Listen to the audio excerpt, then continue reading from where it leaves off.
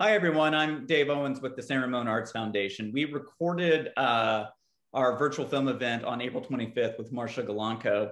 Unfortunately, there were some technical issues and the first part didn't record.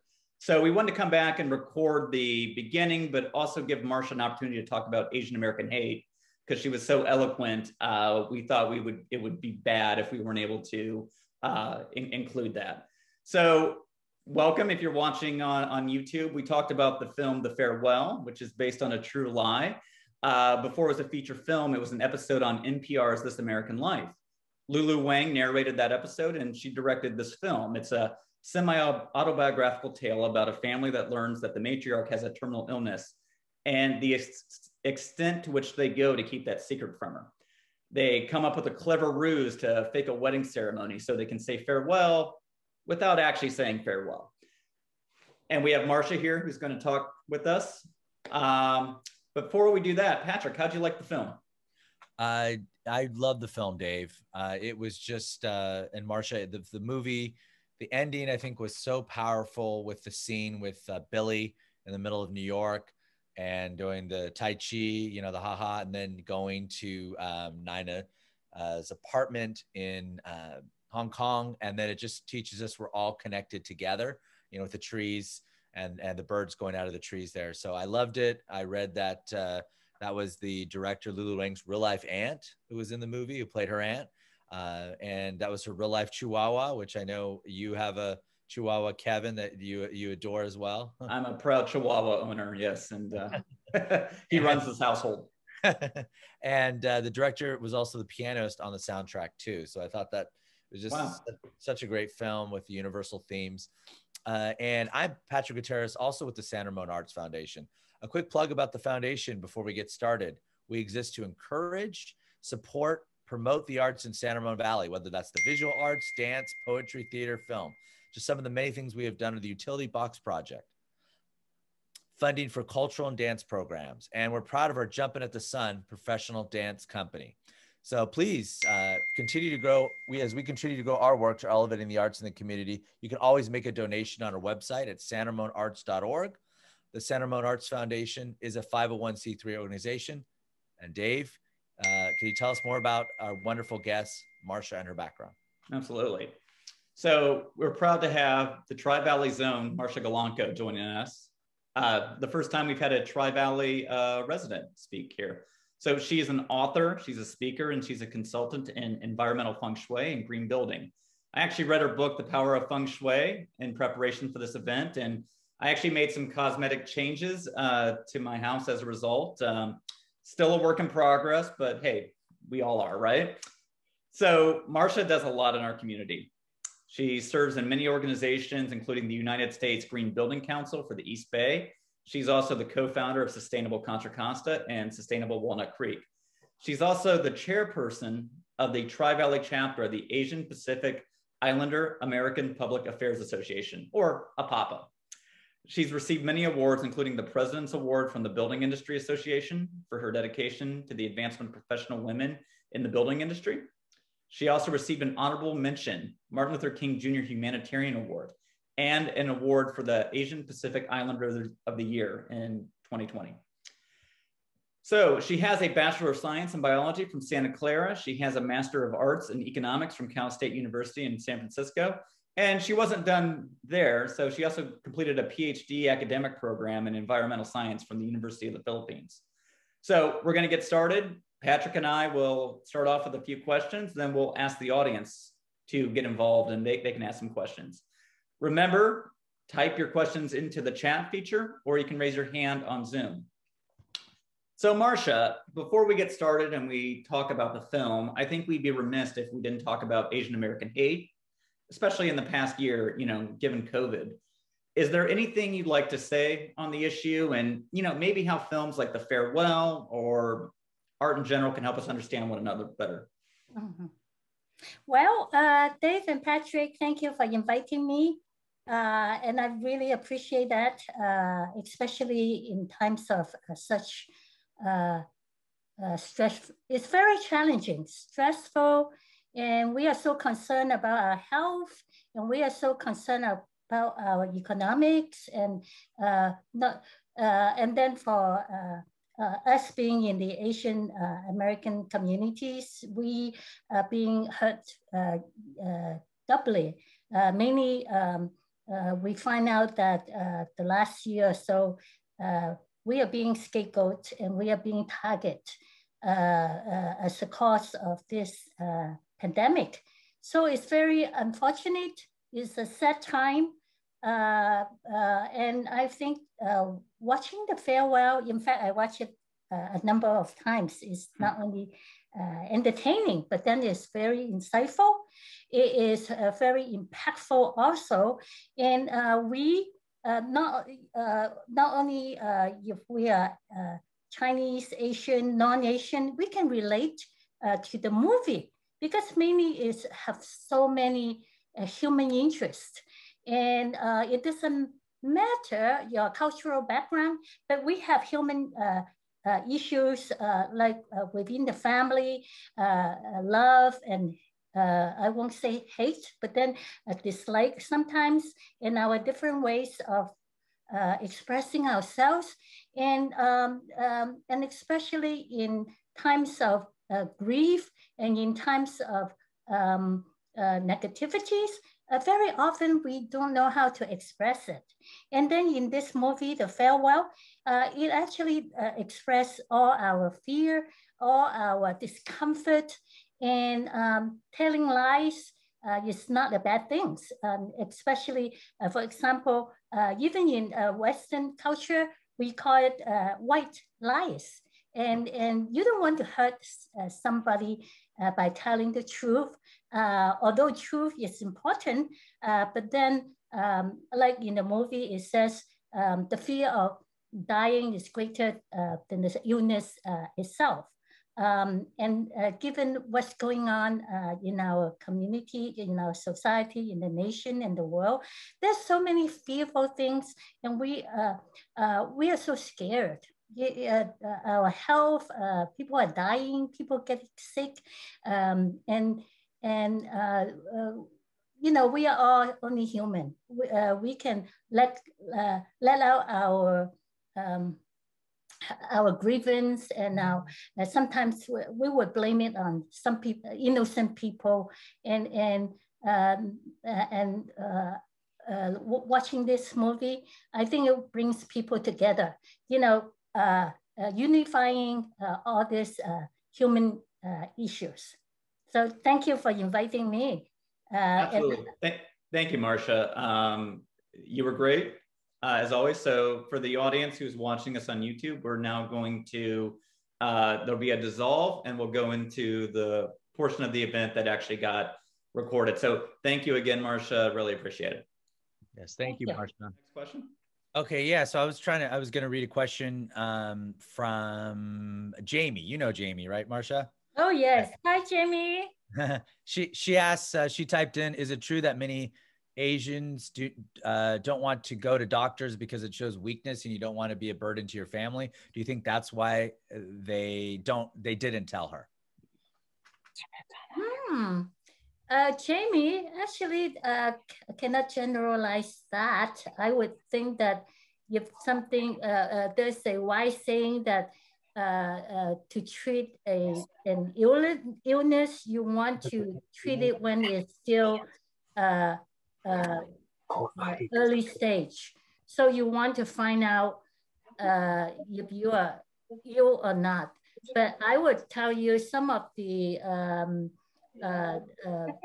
maybe more traditional thinking, in a way that hoping that you don't want to find out and hoping it will go away.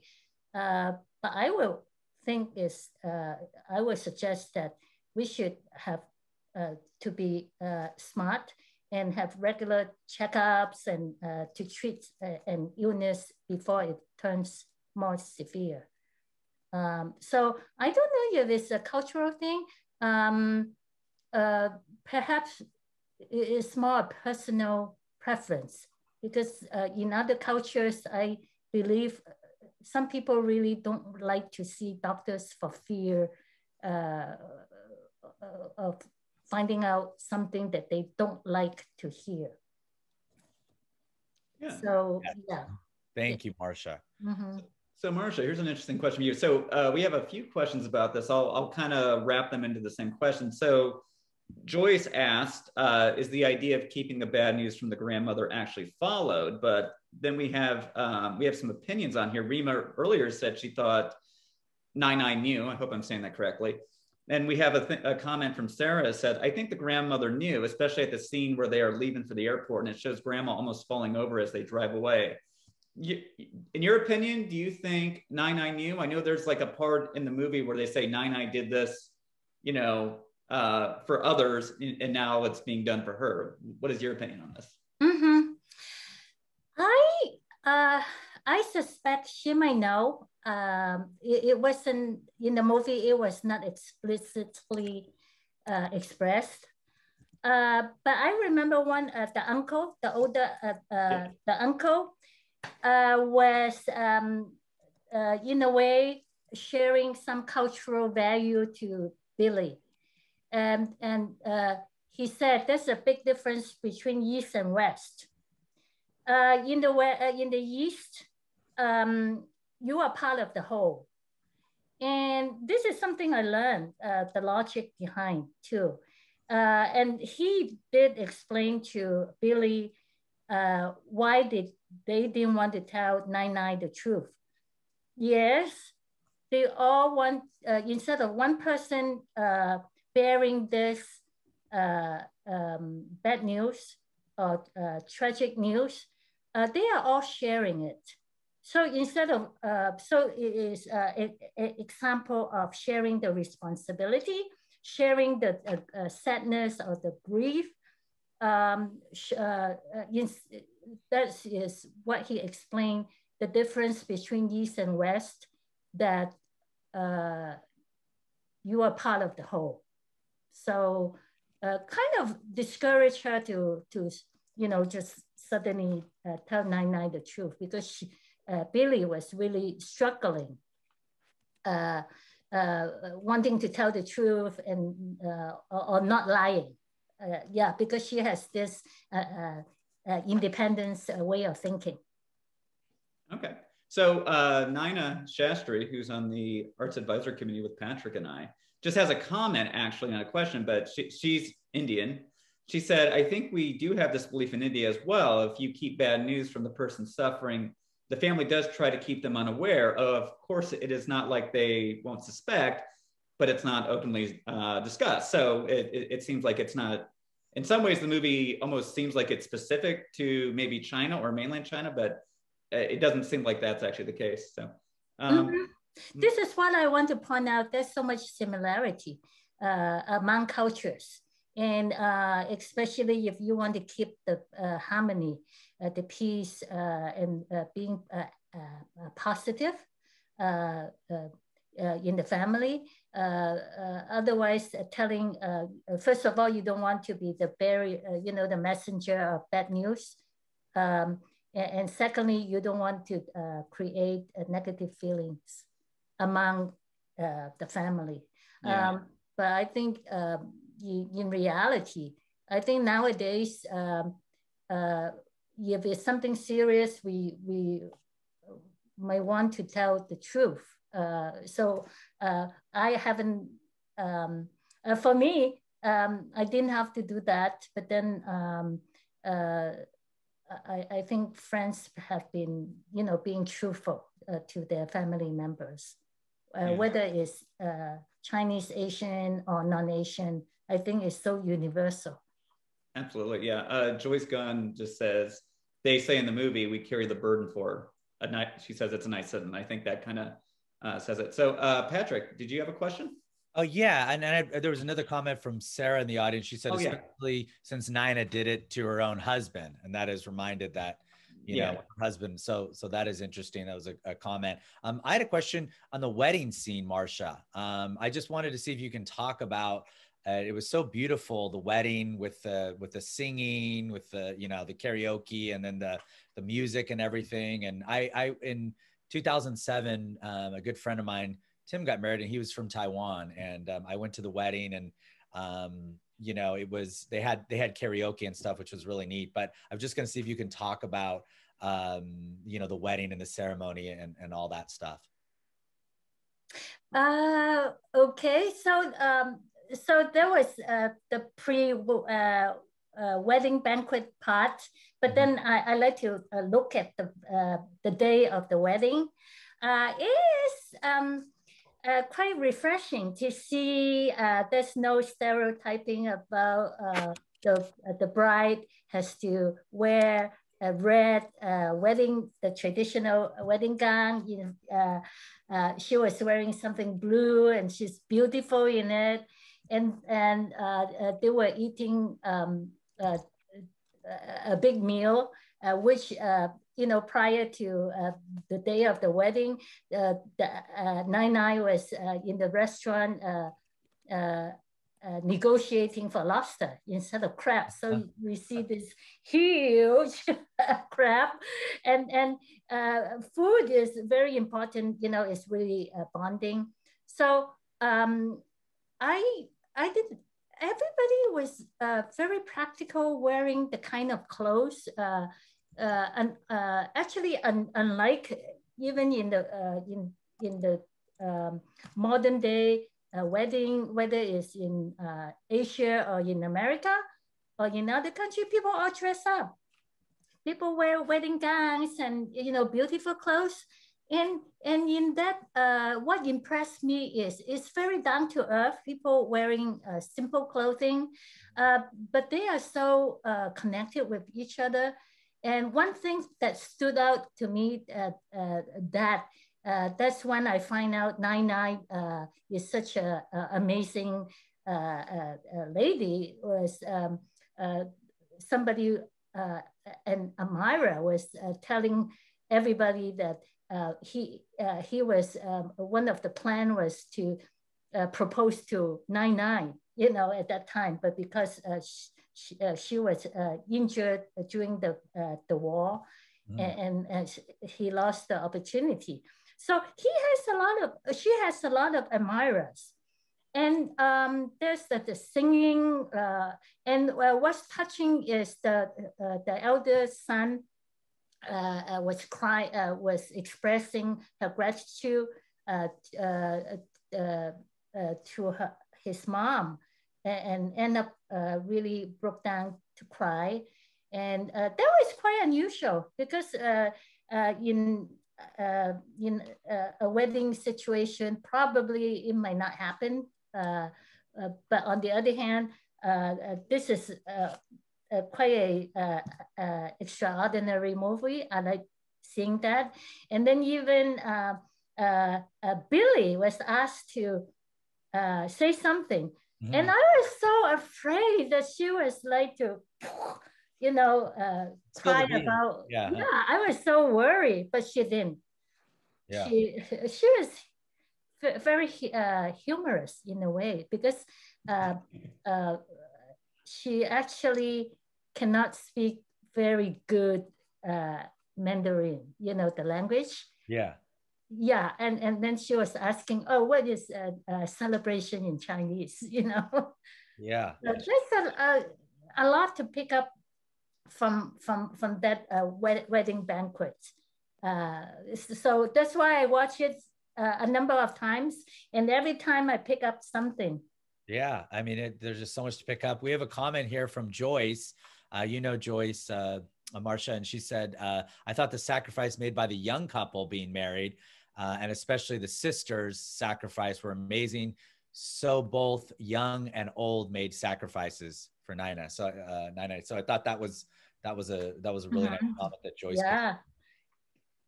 Joyce, there's a really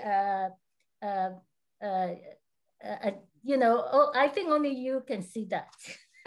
Yes, Thanks for bringing it up. Exactly. Dave, we're going to go to you for another audio. Yeah, sure. Yeah. Before I get my question, I just want to reiterate some things Rima said in the chat. She said, I'm actually sad that my family doesn't care about such ceremony. I wish my family cared so much. I thought it was also beautiful. So absolutely, I can't agree more. So Marsha, you know, we were talking about Billy earlier in the wedding, how she doesn't know the word celebration. you know, in the movie, she comes over to America when she's 6, but she seems very much American to me, not knowing the language. China seems like a little bit foreign to her in some ways. This reminds me a lot of my friends who were maybe, you know, the children of immigrants, their first generation. You know, my partner is actually, you know, first generation. Her parents were, you know, refugees from Vietnam. Can you maybe describe what that experience is like for those people who are, you know, they're in America, but they're still trying to connect to maybe where they came from? And I imagine that's got to be a very difficult thing to do. Mm-hmm. Yeah, I actually thought that it was so, it's very connected and very relevant, not only for this family, but for all immigrants who still have ties in the old country. What stood out for me is how they look at themselves. So Billy's family, he was saying, I am American. I hold American passport.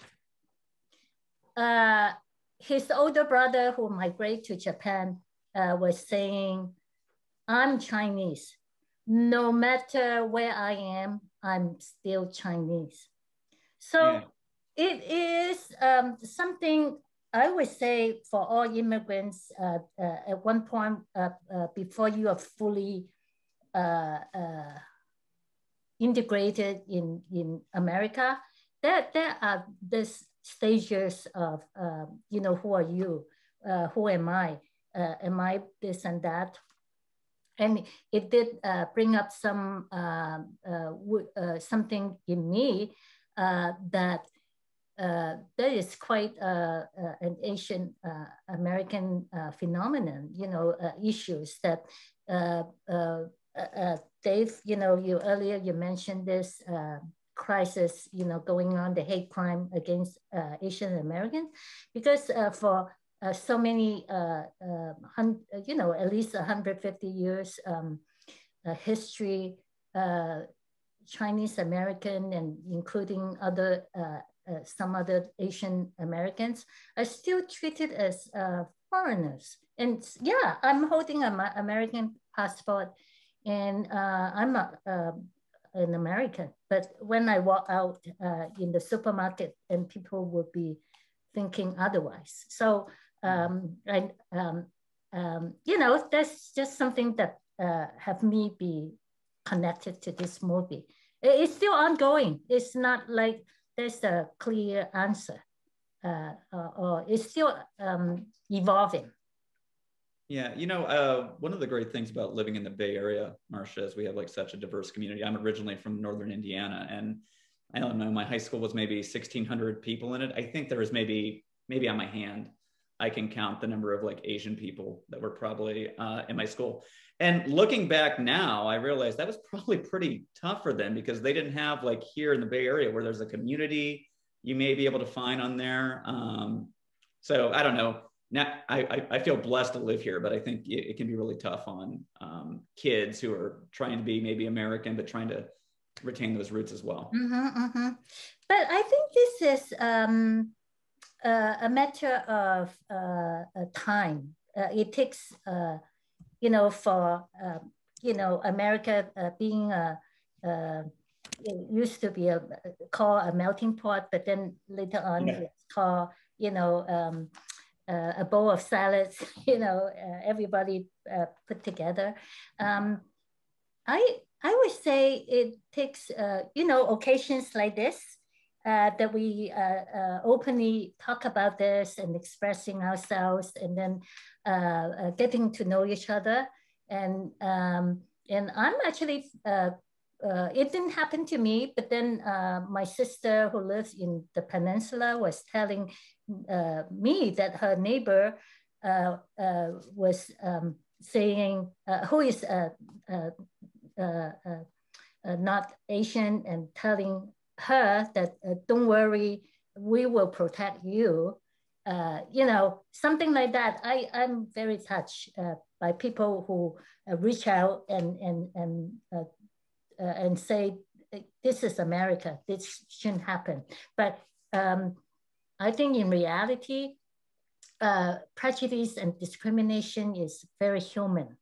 It's just a matter of who is being picked at this time. Now it's Asian, and at the time it's somebody else, So instead, in fact, I was in a rally today and somebody was saying, instead of putting the Asian hate, anti-Asian hate, it could be just stop the hate, just stop the hate. It doesn't matter which group. And if we all realize we are really one people in this planet Earth, I think the world will be in a better place. Absolutely. Amen, Marsha. Amen. Well said. So Remus says, thank you for showing up, Marsha. You're wonderful. So, just wanted to read that comment for you. And we agree, you are wonderful. And we're so lucky to have you. Just a friendly reminder to type your questions in the chat feature, and we will try to get to all of them. And also, or raise your hand and we will call on you. And we're having a great show here. So we want to thank Marsha again for being here. And Marsha, the director in the movie, Lulu Wang, in an interview, asked if she thought the film would resonate with audiences. She said, quote, "I have no idea it would resonate because it's such a specific and personal story." And however, the movie did resonate. And I know we've kind of talked about it a little bit. I just wanted to see if why you think it resonated with people of all ages, young and old, because I love the movie. So many people love the movie. And it's just like you said, the more you watch it, the more you pick up the repeated viewings. Because it's a human story. Yeah, it is about family dynamics. We all have that. It doesn't matter what culture. We all have our belief, our values, and we all have our love and conflicts. Issues, human relations, and then and collectively cultural values. And the planet of this world is getting closer and closer. I mean, we are all connected. And we are actually finding more similarity than differences. So that's why, even though, it's about her story, it started with her story, and then she produced this, and everybody can relate to that. It is so powerful. It is so universal. If we think about that, we are all human beings, and we all want to get along, and then focus on what is possible to be getting along and helping each other, especially going through this pandemic. It's very stressful and chaotic at times, and people are suffering. And that's why the Farewell, the movie, is so impactful. Because when you look at it, and then you can really relate to it, and it's generational. It's the love between grandma with the children, with the in-laws, with the grandchildren. And one thing that really impressed me is I grew up thinking that there's a gender difference. I grew up in Hong Kong, and there's this traditional thinking, boys are more important than girls, and like that. But in this movie, 9/9 was very fair, and the love is real, and she was giving her money and treating her the same as the grandson who's getting married, and they talk on the phone all the time, and the love of Billy to 9/9 was so intense. So there is this family dynamics that we all experience. So I think this especially during this time, we want to have something positive like this kind of movie, is so truth to earth. Yeah, and it, I lost my dad last year, so it really hit home for me, and it was just a very heartfelt, touching film, and I did love the ending, and I'm with you. The more I watch it, the more I pick up on it. So, you're bringing a great perspective on the movie, and I just also wanted to read. We're getting some really good comments here. Jamie reads, "Wow, that's so awesome that Marsha's sister's neighbors would give that kind of support. Very touching." And I think, and Joyce had a comment. "The music in this film was fantastic, but it did throw me that I think the last song was in Italian." So I picked up on that. That was good. Dave, go ahead. You had a question? Oh yeah, let me, before I get to Sarah's question, I just want to say, so we're talking about family dynamics. I think you probably know a little bit about that, Marsha. I read in your book, you're the youngest of 13. Yes. Yeah. So you're probably expert in family dynamics, right? Well, I grew up in a traditional Chinese family in Hong Kong with grandparents, with my late father, who married 2 wives, and we lived together. And that's why all the 13 kids all grew up together. And then with uncle, auntie, and the cousins, I actually grew up in a big family, including domestic helpers, and we had close to 100 people. And then we lived in this traditional 5-story high buildings. I actually, that's where I learned to be about human relations. Everybody, there's, as I always say, there's something that we can connect it to, but something we like, something we don't like. But then if we pretty much look at what the greatness, I always like to say, listening for the greatness and what they provide, and focus less on what is disagree, what is not agreeable. That's why I learned my politics, it's like family politics, because close to 100 people is like, wow. Everybody is different, and yet everybody is the same. Yeah. Yeah, and one of my book, I also wrote about being an immigrant in this country, after living with so many people, and then I get to be independent. And then I manage my own life, and then get to express myself. And you might say I'm Americanized, and being more expressive, and less worry about what people's opinion about me.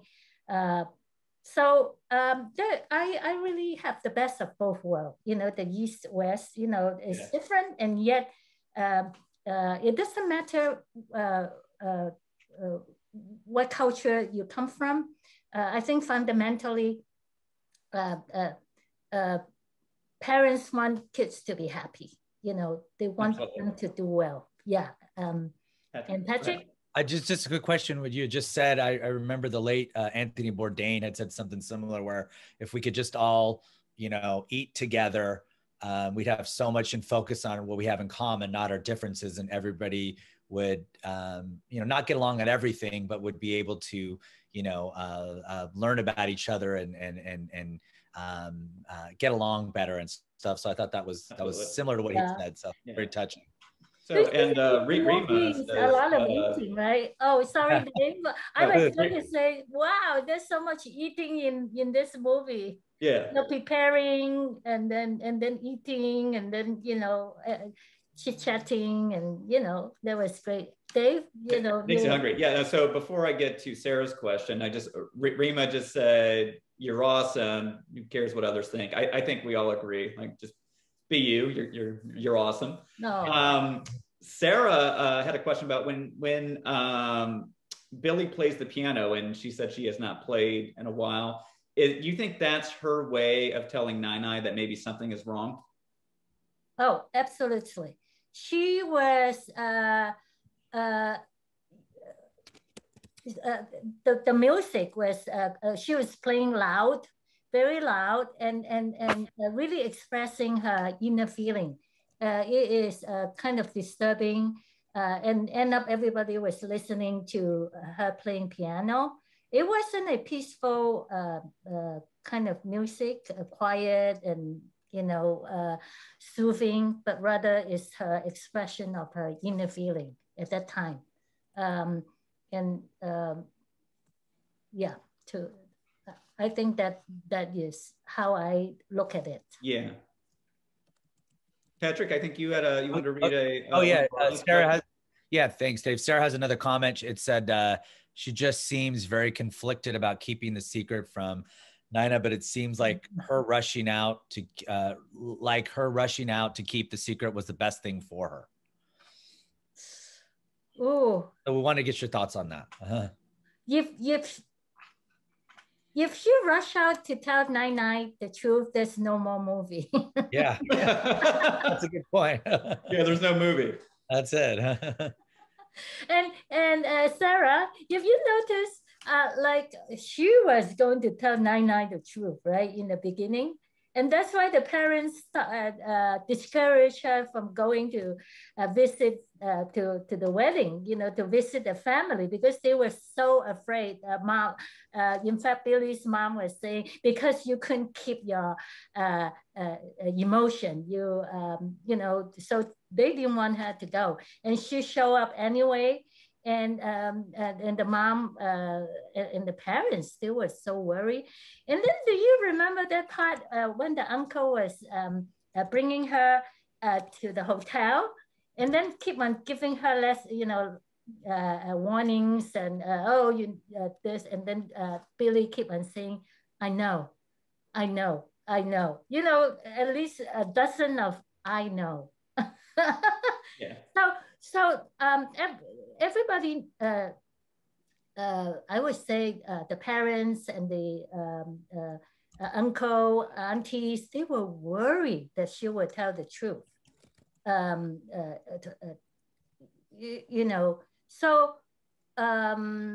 So there's no right and wrong in a way, but because she didn't, eventually she transformed herself too.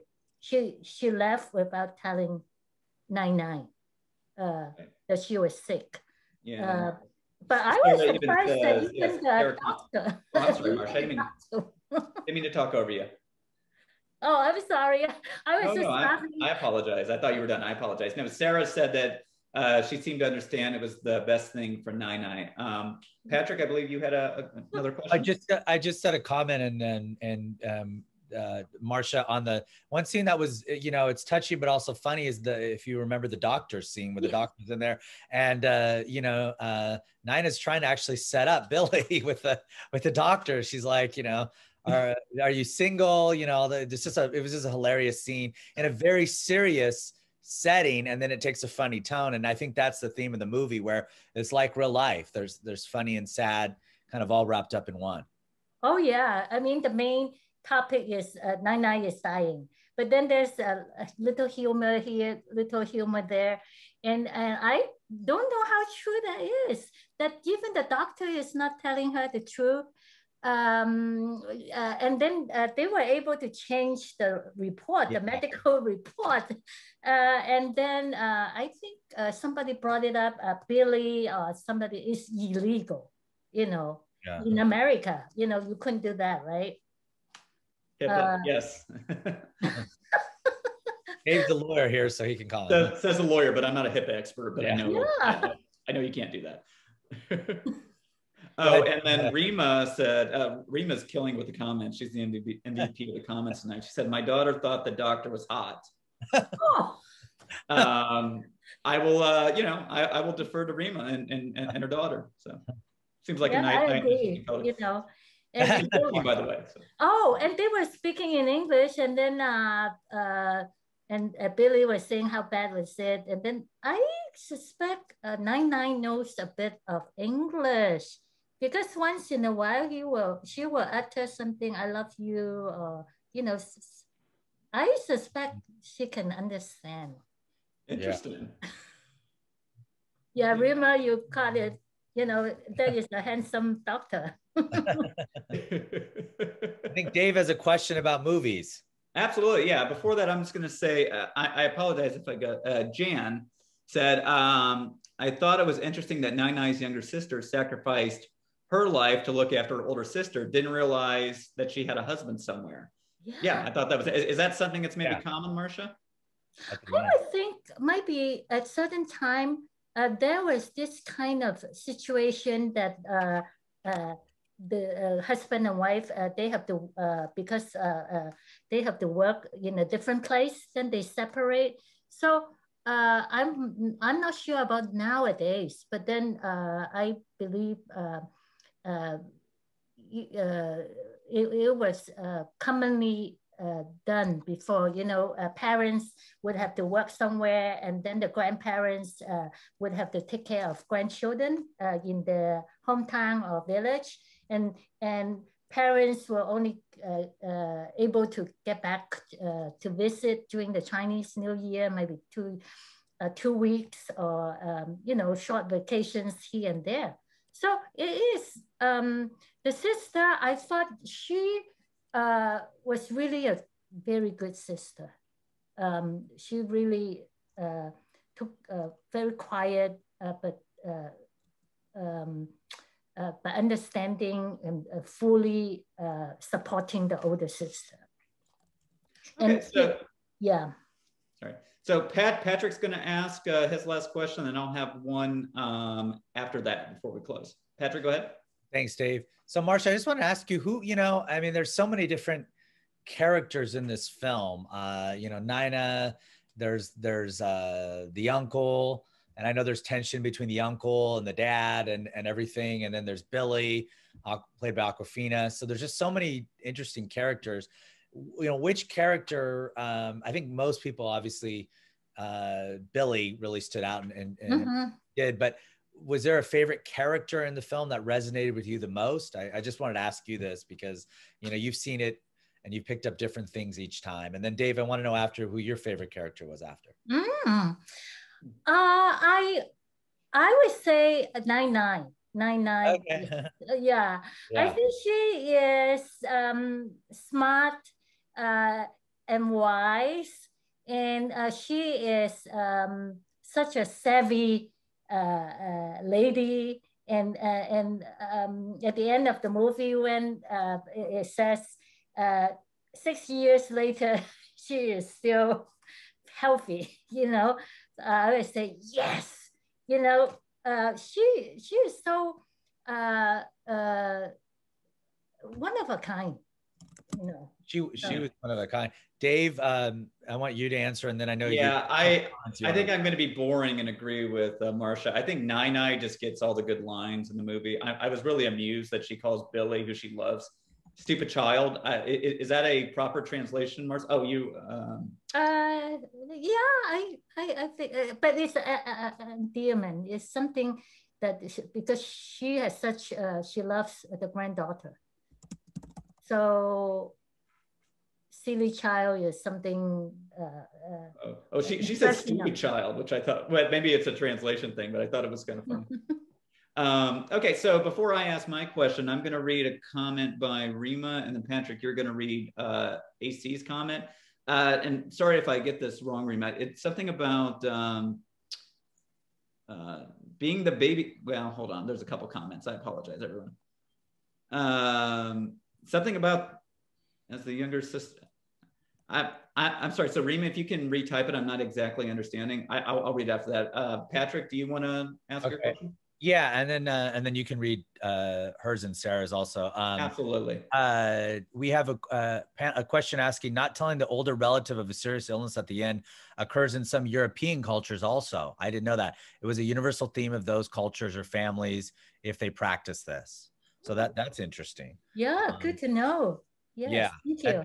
And then Rima has a question. She said, is it different to be the baby sister? How is it different to be the baby sister as a youngin? Oh, I tell you, I'm the baby sister. I think in traditional families, the oldest, if you are oldest son, you are special. And that's my being, yeah. And the little sister, I grew up, yeah, protected and pamper. But then I would say there's not much expectation of my own personal success. That was kind of traditional because I grew up in a very traditional family.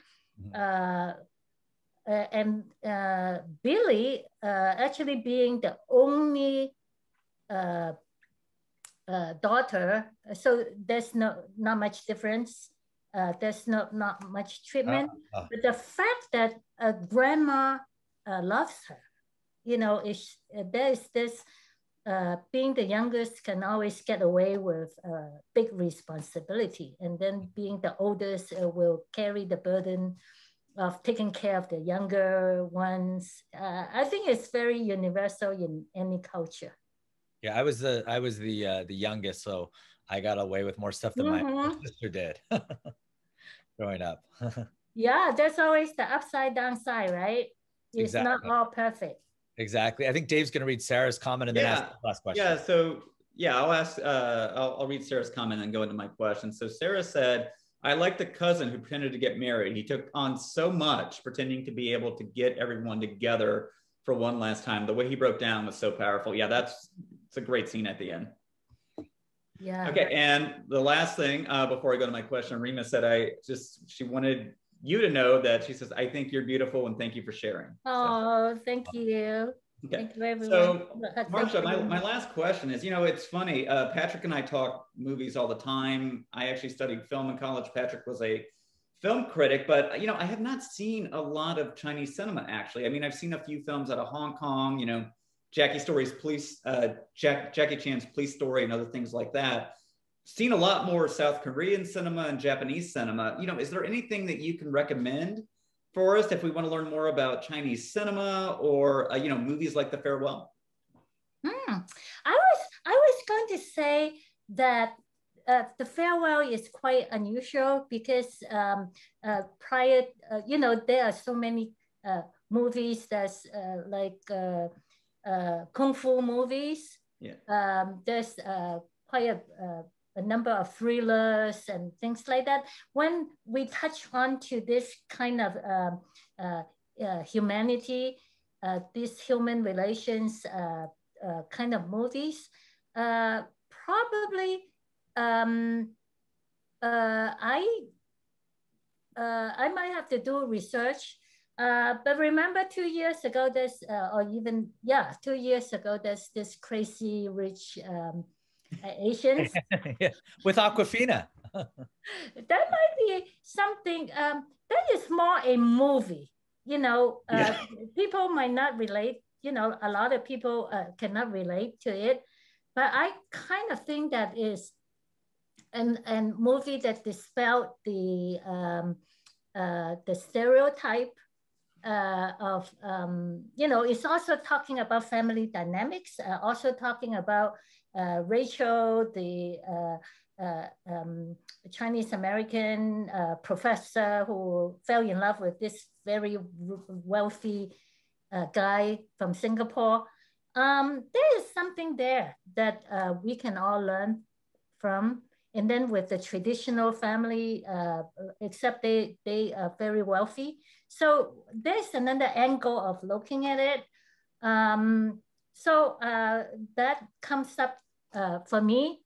But otherwise, I will have to do some more research on, the non-kung fu fighting movies or thrillers or, I hate to bring a movie that is very violent and to, Sure.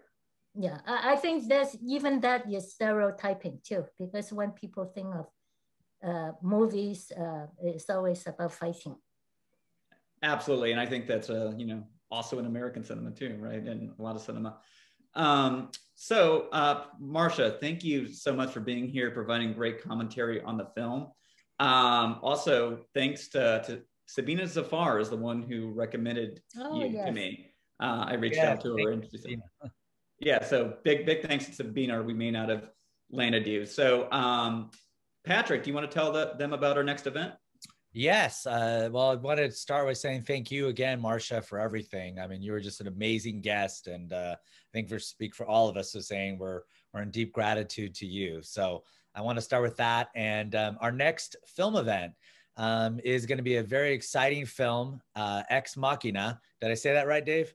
Yeah, it's right. I think it's Latin or Greek, but yeah. Okay. How is this? It's a film about artificial intelligence that seems less like science fiction every day and kind of what's going on now, but it's a very it's a visually stunning film. Oscar Isaac's great in it. Alicia, how do I say her last name, Dave? Vikander. Yeah, she steals the show of the movie. It's just and Dominic Gleeson is in it. Yeah, he's in it. Yeah, he's in it. So it's a very good film. So we haven't secured a guest speaker for that. Stay tuned for details. Check out our website at sanramonarts.org and our emails for updates on the movie and who our next special guest will be. So again, thank you, Marsha, for everything, giving us great insight. We're just so honored to have you. We'd also like to thank the support from the city of San Ramon, Adam Chow and Brad Morris, especially a shout out to them, and Susie, thank you so much. And of course, all the fellow art foundation members, my colleagues, Sabina, Jenna, especially out to them, as well as Gary and Donna. Thank you so much. And of course, my great co-host, Dave. Thank you, Dave. So we want to thank everybody. And again, thank you. And turn it over to you, Dave. Yeah, and thanks, Patrick. And, of course, thanks to our wonderful audience for asking so many great questions. I mean, seriously, you guys make this. You come up with better stuff than we could think of. On a closing note, I think it's naive to think art or film can solve every problem, right? But I do think it can help us be more empathetic or knowledgeable about other experiences. A person from Northern Indiana, for example, can find commonality with the person born in China. And I find, when we seek out personal stories, we find universal truths and experiences in them. And, even if it's just incremental, I think we can become better people, live in a better world by engaging with art. And that's kind of what the Arts Foundation here in San Ramon tries to do. If you have any feedback, please feel free to reach out to us at sanramonfilmclub@gmail.com. Again, that's sanramonfilmclub@gmail.com. Or you can give us a call at 925-786-0471. That number again, 925-786-0471. If you enjoyed this event, we'd ask that you make a small donation to the San Ramon Arts Foundation at sanramonarts.org. So thank you, everyone. This was a blast. We really, we love talking to you. Thank you. Hope to see you next time, everyone. Next one. Thank Bye. you. Bye, everybody.